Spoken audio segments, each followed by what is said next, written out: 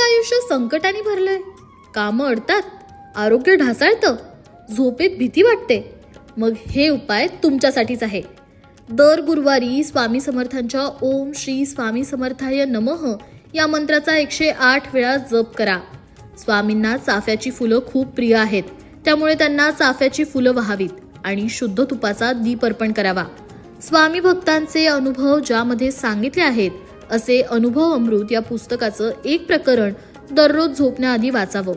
त्याचबरोबर दर गुरुवारी गरजूंना अन्नदान करावं, विशेषतः वडीलधाऱ्या माणसांना. तुमच्या पत्रिकेत गुरु, शनी किंवा राहू अशुभ असतील तर स्वामींच्या उपासनेने ते शांत होऊ शकतात. त्यासाठी वटवृक्षाखाली बसून दत्त उपासना करावी आणि स्वामींची आरती संध्याकाळी म्हणणं अजिबात चुकवू नये. तुमचं मन शुद्ध ठेवा, कारण अशुद्ध मनाला स्वामींची कृपा मिळत नाही.